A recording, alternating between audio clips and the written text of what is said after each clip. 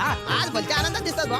काय अहो कोकणी माणसाचा सण शिमगा जवळ आलेला आहे. हो शिंगा जवळ आलाय. वा वा वा वा भारी सण आहे. ठीक आहे आता रजेचा अर्ज 15 दिवसाची रजा मंजूर करा.